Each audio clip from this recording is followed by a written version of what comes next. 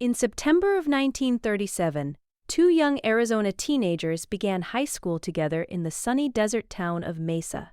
The 14-year-old boy Roy and the 13-year-old girl Mary walked into Mesa Union High School, a stately old brick school building crowned with tall white pillars, known fondly to everyone as Old Main. It stood proudly in downtown Mesa, the pride of the dusty Salt River Valley. For these two ninth graders, freshman year was the start of a brand new independence. They had grown up as neighbors out on the desert farms, and now, side by side, they were students together. The 14-year-old boy and the 13-year-old girl shared nearly the same class schedule, sitting through English, physical education, and mathematics with many of the same teachers, parting only for their electives. Each morning, the teenage boy and teenage girl came in from the quiet desert countryside into town, school books in hand and eager to learn. Old Main buzzed with young people in 1930s clothes, hurrying between classes and laughing in the halls. From this year on, the careful young girl Mary began keeping every record and keepsake of their lives, and this beautiful old school would hold all their treasured high school years. At Old Main High School in Mesa, Arizona, the 14-year-old boy Roy and the 13-year-old girl Mary each found their own interests. The teenage girl Mary tried music first. Her mother wanted her to learn, so Mary took up the violin and played second violin in the school orchestra in the spring of 1938. But try as she might, the young girl could not play in tune, and at last she set the violin aside with a good-natured laugh. Sports were her true love. The athletic teenage girl gravitated toward running races, speech, drama, and home economics. The 14-year-old boy Roy leaned toward agriculture, studying farming and shop, the practical skills for the desert farm life he knew and loved. That summer before high school, the young girl Mary received an exciting letter from the principal, asking her to report for work one Saturday morning at 8 o'clock. It was the very first paid job she ever had. She proudly earned $2 on her school budget ticket, precious money that helped pay for special school events all through her freshman year. Home football games were even played away in Tempe and Phoenix, for Mesa's own stadium was still being built.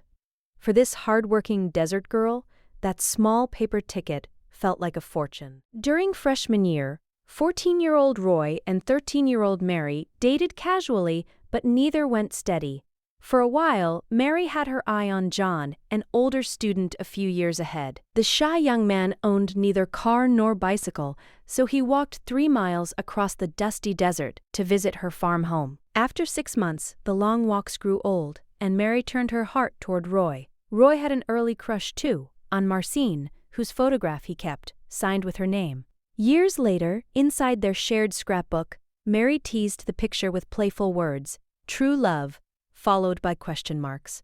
They laughed about these first romances for the rest of their lives, but the truth was plain.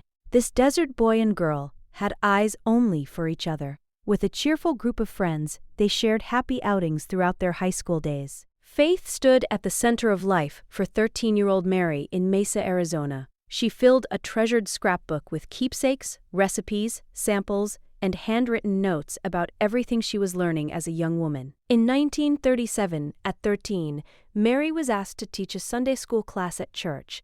Her first class had 12 eager students, and she loved every minute. It began a lifetime of teaching and service.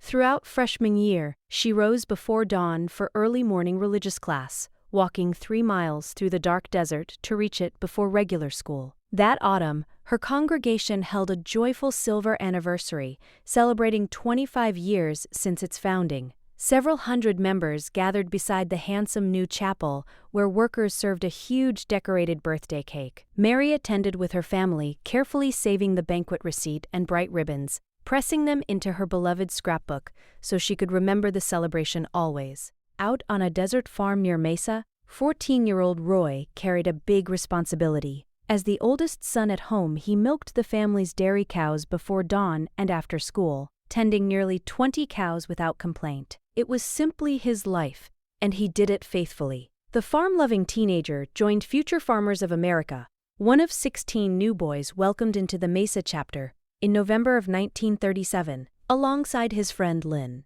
That winter, Roy and 4 other boys began their first hands-on farm project, raising purebred Durocogs, a handsome red breed with droopy ears, guided by their teacher. In spring, Roy helped run the future farmers' fair, watching over beef cattle and sheep among exhibits from 500 farm students. That April, the eager young farmer rode to a statewide gathering in Tucson, where he watched young men give confident speeches and receive farming awards. For this hard-working desert boy, it sparked ambition and leadership. As spring turned to summer in 1938, athletic 13-year-old Mary shone. She was chosen as one of 9 top girl athletes, representing Mesa at a sports day in Tempe, the only freshman invited, and scored highest, 470 points. When school ended, she attended girls' camp among cool pines near Prescott, escaping the desert heat. 14-year-old Roy camped too, with future farmers' friends near Greer, fishing and cooking over open fires in cast-iron pots, feasting on fresh fish and pancakes. Around then,